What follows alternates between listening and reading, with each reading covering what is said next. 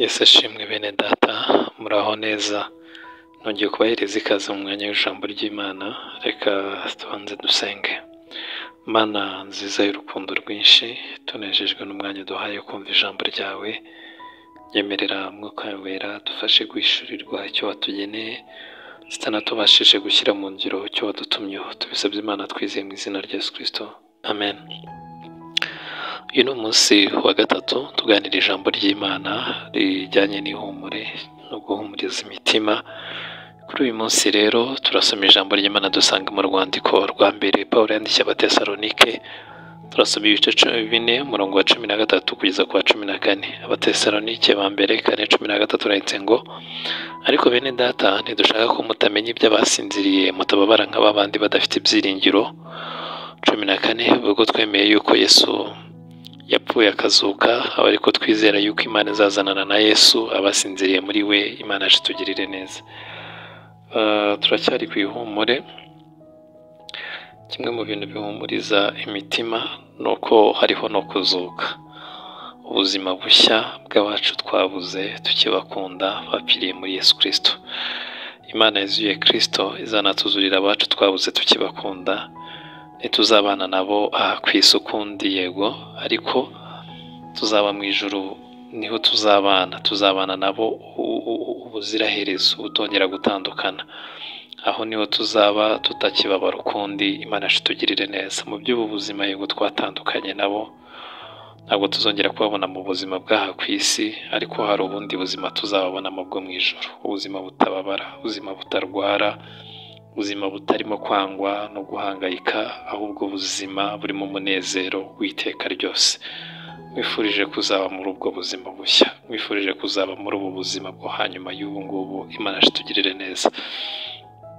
Ahari ujya wibaza uti, uwanjye se ko yagiye atarakizwa?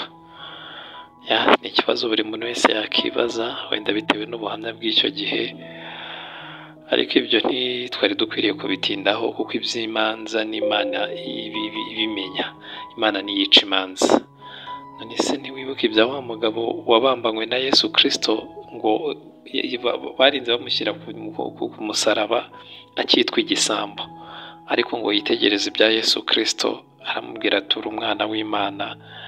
Undi Yesu nawe aramusubiza ati ndakubwira ukuri yuko iri joro tuza kuba turi kumwe muri paradizo iri joro.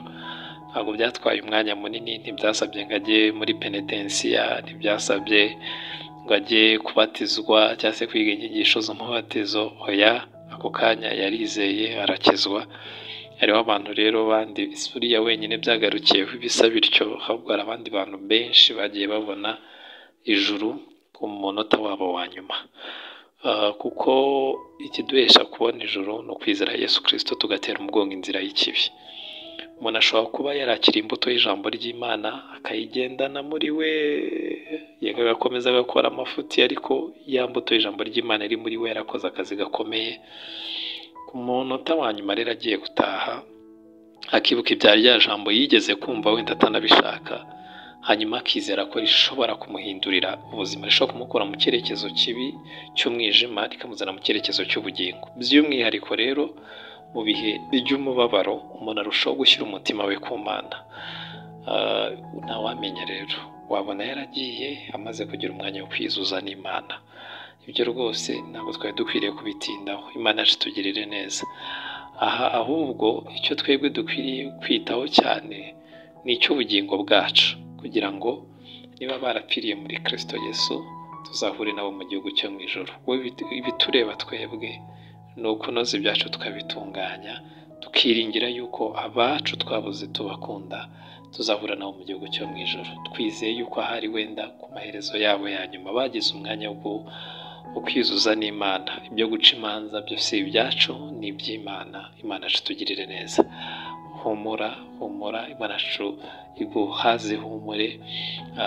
We kubabara nk'abandi badafite ibyiringiro, ahubwo ugira ibyiringiro yuko yazuye Yesu Kristo, izanatugarurira abacu twabuze tubakunda. Niko ijambo ry'Imana ritubwiye. Urakoze cyane, ugira ihumure, duterwe ihumure n'ubuzima bwa nyuma y'ubu ngubu turimo. Imana yacu itugirire neza.